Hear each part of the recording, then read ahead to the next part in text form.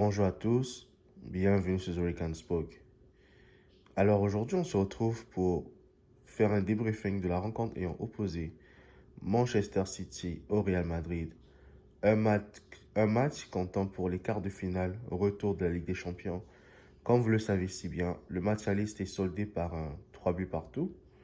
Un match exceptionnel que je n'avais pas pu commenter, que je n'avais pas pu faire un débriefing pour des raisons personnelles parce que je ne pouvais pas le faire, je n'avais pas le temps pour ça.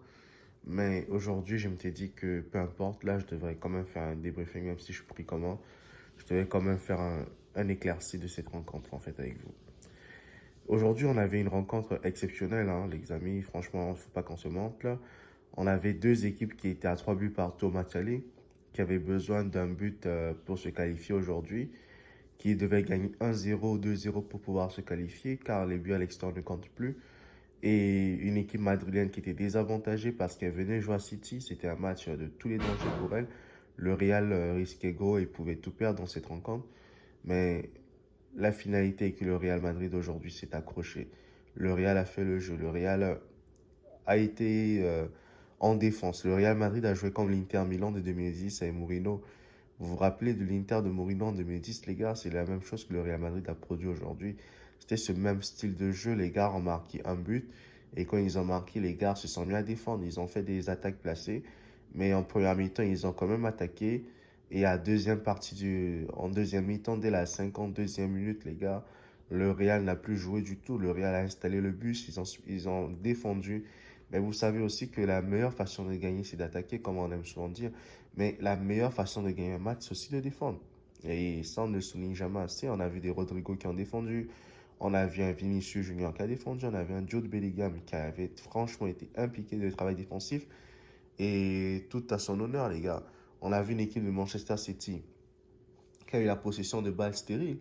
Les gars, ils ont fait des décalages de 1-2, 1-2, 1-2, mais après, ça n'allait nulle part. Et les gars, ils ont frappé au but, mais dans les 34 tirs, quand on nous dit, il y a beaucoup de tirs qui ne sont pas cadrés du tout. Et ça, c'est une vérité. Le Real a tiré 8 fois qu'au but, mais il y a quand même cadré, je crois, au moins 4 fois, si je ne me trompe pas. Mais City, 34 tirs, les gars, ça sert à quoi? Ça me rappelle les matchs de l'époque de Ligue des Champions Olympique Lyonnais contre le Real Madrid. Lorsque le Real Madrid a fait, je ne sais pas, c'est 35 tirs. Lorsque Lyon avait gagné 3 buts à 0, et les Juninho à l'époque, les gars. Juninho, John Carew.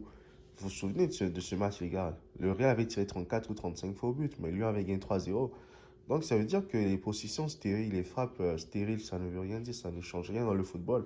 Au contraire, ça a arrangé le Real Madrid de voir des ballons qui aient juste se faire tourner la balle, aucun centre dans l'axe pour Haaland.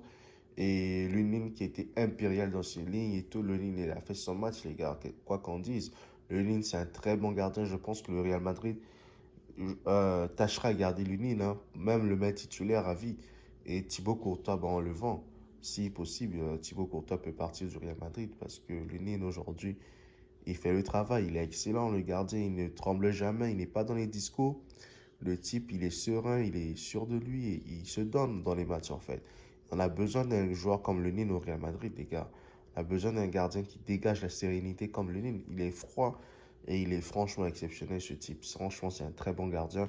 Et cela s'est vu sur les tirs au but. Le gars, il a fait 2 arrêts quand même, les gars, c'est pas rien. 2 arrêts arrêtés, 2 pénaltys arrêtés. Surtout le pénalty Bernardo Silva qui met en plein lucarne au milieu. Ça, je me dis, mais comment tu fais pour savoir que le gars va frapper là, tu pars pas. Ça veut dire le gars, il est intelligent, les gars. Il a analysé avec ses entraîneurs, tout et tout. Donc, ça montre la détermination de Lénine.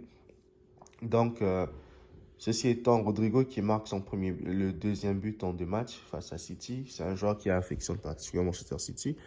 Il marque après, par là, De Bruyne égalise dans les derniers instants du match sur une erreur de Rudiger, car le gars, il prend la balle en reculant, donc il tombe. Et Doku, il a tellement déstabilisé ce Real Madrid avec Akanji. Franchement, son dédoublement avec Akanji était formidable, les gars. Franchement, j'ai aimé ça. C'était vraiment beau à voir parce que le gars, il fait la différence. Il passe à Akanji, Akanji qui centre en retrait. Et De Bruyne je sais plus qui frappe, mais après, ça revient sur De Bruyne marque. Franchement, c'était vraiment exceptionnel. C'était un beau but à voir. Malgré la sortie de handball de Lenin, il ne pouvait rien faire dessus. Donc, on a vu que Manchester City a fait son match. Le Real a fait son match aussi. Après, on a des déclarations d'après-match comme quoi la seule équipe, c'était City sur le terrain. C'est du n'importe quoi, ça. La meilleure équipe est celle qui a gagné, qui est allée au bout et qui s'est imposée au tir au but et qui a gagné son match en fait. Donc bravo, bravo encore au Real Madrid pour cette super performance.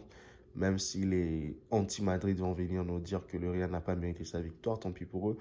Nous, on se souviendra toujours que le Real Madrid est un grand club, une grande institution qui aujourd'hui, sans attaquant, les gars, est parvenu à éliminer Manchester City, les gars.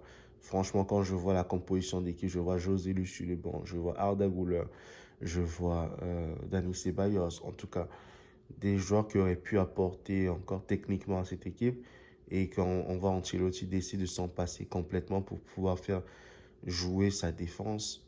Franchement, je me dis chapeau à eux, chapeau au Real Madrid parce que ce match, c'était pas gagné d'avance, c'était pas un match qui était donné à eux, mais ils ont su être déterminants, ils ont su mettre les efforts qu'il fallait, les ingrédients qu'il fallait pour pouvoir sortir Manchester City au tir au but. Et bravo, franchement, Antonio Rudiger qui n'a pas tremblé sur son tir au but, même si moi, personnellement, j'ai pas voulu suivre cette action parce que je me suis dit peut-être que Rudiger va rater. Mais bon, il a marqué, et c'est ça le plus important. Et c'est ça. Franchement, encore bravo au Real Madrid pour cette magnifique performance. Place aux demi-finales contre le Bayern Munich maintenant. On va voir ce que ça va donner. Parce que l'équipe du Bayern cette année n'est pas forte du tout. Donc, je pense que le Real pourra gagner même au match 5-0 à Allianz Arena. Non, pour être plus sérieux, le Real Madrid a de quoi faire un bon résultat contre le Bayern Munich à l'aller et au retour. Je ne vois pas cette équipe de Thomas Tuchel poser de grands problèmes au Real Madrid cette saison en Champions League. Quoi qu'il en soit, le ballon est rond et que le meilleur gagne. Moi, je vous dis à très bientôt pour une prochaine vidéo. Restez connectés sur The Weekend Sport. À bientôt les guys. Ciao guys. Merci.